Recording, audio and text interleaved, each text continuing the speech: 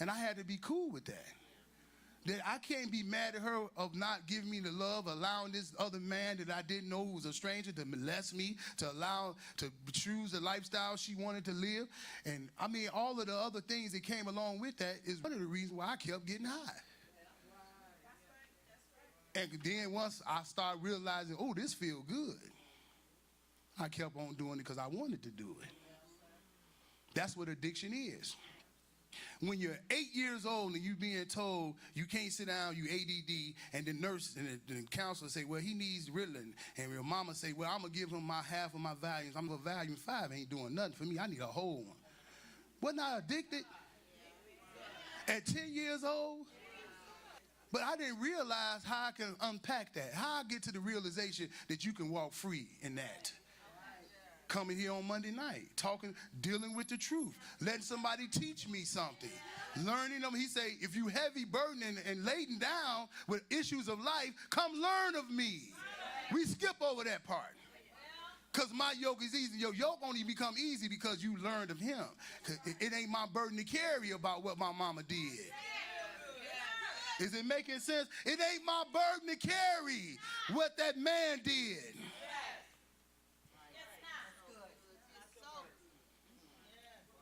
There's a class I took with guns on people, and those tellers was there. Years down the line, Pastor Dana, one lady said she could not go back to her job. Now she wasn't a bank teller, but she got robbed. The effects, bank teller, but she got robbed. The effects. But you know what all of them said that was on that panel? They said, turn back to crime. That's how you pay your debt, because you can't go back and we wasn't even talking about the Christian life. I'm just saying in the natural, first the natural, then the spiritual. The best thing you can do is turn from that behavior. All them people you taking victim causing, they don't did everything to show you. But we hold them victim like we still mad. You know, that's control. That's witchcraft. You got to forgive your family, y'all. And let them go. Let them off the hook. Forgive your significant other. God has called us to be free. You got to go by yourself. They don't like me down there. It means Christ, but Christ means the anointed, sent from God. Jesus said the same thing. He said, he prayed to God and say, my life an open book. I wrote a book, by the way. I didn't bring them tonight. I think they're in the bookcase, but some concern. I like that word, Pastor Dana. I'm gonna take that because that's what we be doing. This is serious. You know, I'm like Pastor Jason. Then he say, you a worker of iniquity. That means iniquity is one thing, but if you're a worker of iniquity, that means you're practicing that thing. And you acting like you righteous. I can understand you fall into sin. I can understand you make a mistake, been there, done that, have had many things. But I'm not going to come in here and play with y'all before God. I'm just not cut like that. I come from the street, so we got another code that we use. We don't false flag. That's false flagging. You on one side of town with your hat turned this way, and when you go on the other side, you turn your hat that way. That's what some people doing for God. They one gang member over here, you get it? And then over here, when they're around this gang, they with them.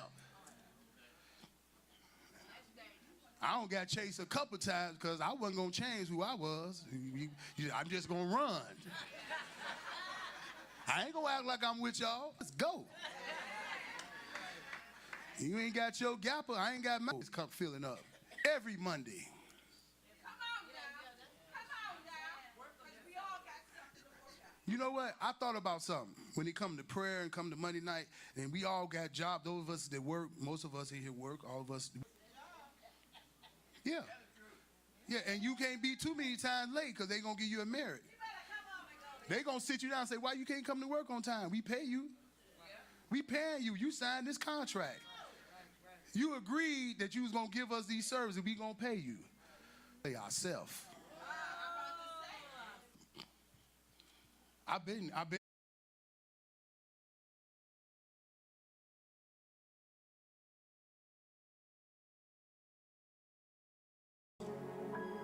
I understand, man of God, as it continued in earth and praying that, because I'm your armor bearer and I walk close to you. So God gives me sometimes privy to see some things, to cover, to stand in the gap, to be a watchman and an intercessor for you, man of God. I understand. I can't say I experience it because I'm not at your age. I say it like that. But I understand transition. This impartation, because I had something the night that he became pastor. God had gave me my own impartation for them too. So I'm kind of giving it to you now. Because a real man of God leaves a heritage for his children. And I'm not talking about money. I'm talking about spirit.